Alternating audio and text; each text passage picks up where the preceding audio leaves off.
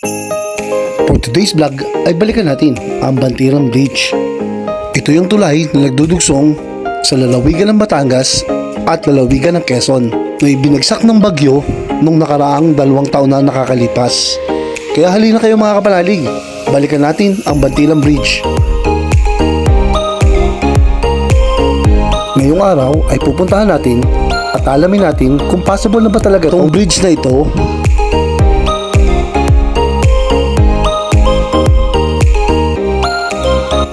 Tara mga kapanalig, samahan niyo ako sa paglalakbay nating ito.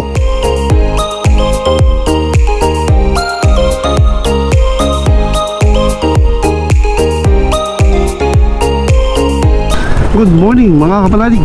Ayan, punta tayo lang Bantilan Bridge kung saan ay papunta tayo at try natin yan, oh. May pulis, may pulis, may pulis, may pulis, may pulis.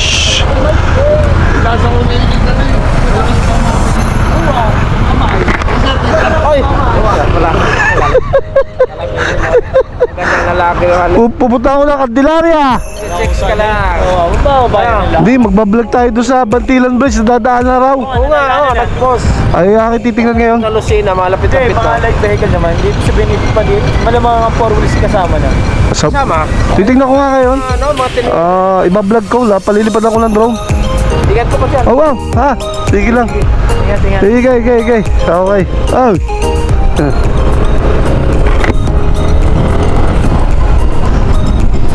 Thank you. Akala ko mahuli tayo, guys. Pagkaagang checkpoint ang ating inabot. Okay lang. Checkpoint agad tayo agang-aga, no? So pupunta tayo Bantilan Bridge mga kapalalig. At mamaya ay bigyan ko yung update doon na kita-kita tayo doon. Tingnan natin, paliparan natin ang drone yung lugar kung okay na ba. So yun guys, dito na tayo sa bayan ng San Juan, Batangas. Malapit na tayo dun sa kanilang town proper na ating pupuntahan. Ito na, kita na dito. So from this town going dun sa Bantilan Bridge, mga ilang kilometro na lang siguro. Tingin ko mga 2-3 kilometro na lang yung area na yun papunta doon mga kapanalig. At hindi naman siguro tayo aabutin ng mga 5 minuto. Wala, depende, wala naman traffic eh. So sabi nga nung ating subscriber, nakalimutan ko yung pangalan, na nag-chat sa atin, open na daw itong Bantilan Bridge sa mga 4-wheel vehicles. Hindi ko lang alam sa mga trucks kung nakadaanan na. So makikita natin ngayon at malalaman kung ito ba ay talagang pwede lang daanan at anong itsura nung bridge na to. Sabagat nung bumuho ito, nandito rin tayo after nung bagyo na masira. Pinuntahan din natin itong tulay na ito at nakita natin kung paano talaga na nasira yung bridge. And then kung maintindihan ko mga 2 months ago nanggaling na rin ako dito at binigyan ko kayo ng update doon sa nasabing tulay. So ngayon mga araw na to minabuti ko na puntahan na rin yung bridge na yan para at least makita natin mga subscriber natin at yung mga nanonood sa atin na kung ano na ba, kung pwede na ba talagang daanan or may mga restriction pa na ginagawa dito. So malapit na tayo mga kapanalig. Ito yan, pag ito yung dating munisipyo ng bayan ng San Juan. Ayan, diyan. At kapag nag right point ka dito papunta to sa mga beach resort dito sa San Juan. Kaya napakaganda dito dahil ngayong summer ay siguradong okay na. Yan, may nakalagay din signboard doon tayong nakita na it's open for light vehicles only. Naaalala ko pa nung bumagyo na yun, itong kabilang to umapaw yung tubig. At dito sa mga gilid-gilid na to makikita mo yung mga kanilang mga gamit, mga alagang kalabaw, baka, nandito, mga sasakyan, inakyat nila dito sa ibabaw ng daan na to nung time na yon, nung bumaha at walang tigil na ulan, nakasabay na nasira ang Bantilan Bridge.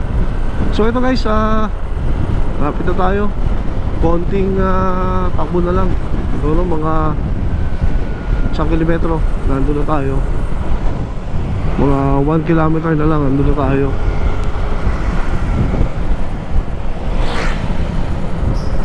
Ito, magli-left yung truck, magli-left yung truck. So ito guys, malapit na tayo.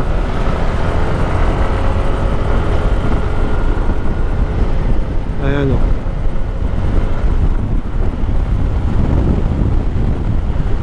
Lalaki na ng mga puno ng akasya dito. So eto, makikita na natin, masasakyan natin mga panalig yung Bantilan Bridge.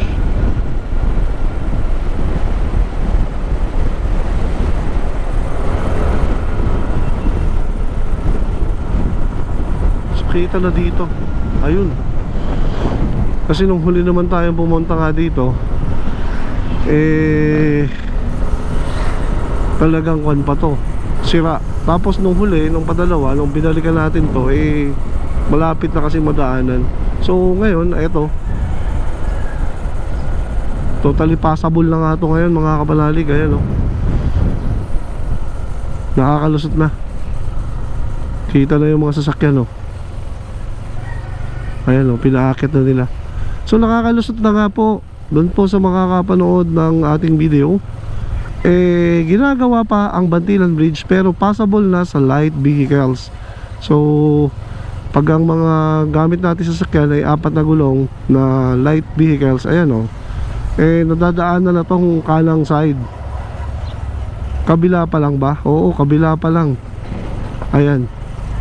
So nadadaanan na po siya, positive, at inalis na rin yung daan doon, ano, sa ibaba. Ayan, naglagay sila ng pansamantalang fence dito para sa protection ng mga dumaraan. Hindi ko lang alam to kung may karugtong pa o talagang ganito na lang to, o may kabila pa. Parang gagawa pa ng kabila para paluangin. So ito, passable na po siya sa light vehicles. Nakakalusot na, tinanggal na nila yung daan na yon na dati na naka-floating bridge dito sa lugar na to. So totoo po na passable na itong Bantilan Bridge na ito. Nakakalusot na. Ayan, marami na pong humihinto dito. So sa maliliit na sasakyan po ay nakakalusot na yung ating Bantilan Bridge. So ayun, dito lang ako, tigil lang ako dito sa may, para makapagpalipad tayo ng drone. So, kasi dito sa area na to ay kitang kita yung bridge, ano. Ayan. So ayan guys, positive, madadaanan na po yung Bantilan Bridge ngayon. Ayan.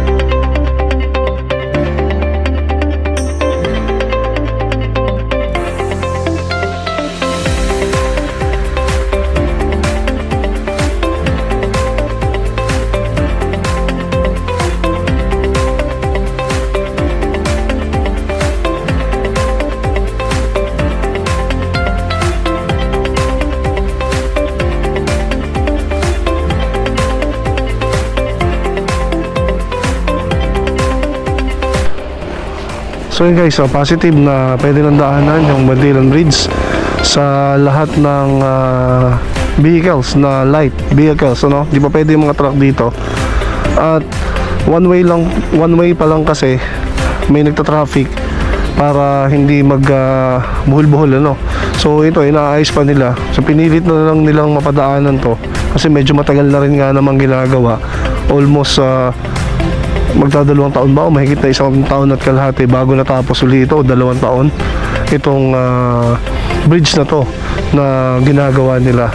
So ito mga kapalalig, kung dadaan po kayo dito, daan lang kayo with caution kasi medyo hindi pa rin naman talagang protected yung daan, ano. Like yung mga nasa fence na nakikita nyo sa videos, hindi pa po yan yung pinaka fence ng ating tulay. Kumbaga temporary fence pa lang yung mga ginagawa dyan. At yung pag-akyat dun sa may dulo, ano, kung makikita mo mataas pa, hindi pa siya biglang pines o baka mag-aayos pa sila, mag-a-adjust pa. So pinadaanan lang nila ito dahil tamang-tama rin nga naman, malaki ang nawawala sa ekonomiya ng isang lugar. Mantakay mo yung mga taga San Juan, pagpupunta dito sa may Lucena area umiikot pa sila kung may dala sasakyan. So nagbibiya tsaong. So ngayon naman ayos na to, siguro malaking tulong na may bibigay ito sa mga mamamayan natin dito. So sa inyo pong lahat, hopefully po ay nakatulong ako sa inyo ng pagbibigay ng impormasyon regarding dito sa bridge na ito ng Bantilan Bridge. So sa inyo pong lahat, maraming salamat, magandang tanghali at kita-kits po ulit tayo sa mga susunod na vlog ni Kapanalig Motor Rider. So sa inyo pong lahat, maraming salamat, bye bye. So yun guys, balis na tayo. Thank you for supporting Kapanalig Motor Rider and kita-kits po ulit tayo sa magiging mga vlog na susunod ni Kapanalig Motor Rider. So, ito po, pauwi na tayo ulit. Pero magbibiya tsaong naman tayo. So, maraming salamat. Magandang patanghali na po. Bye-bye.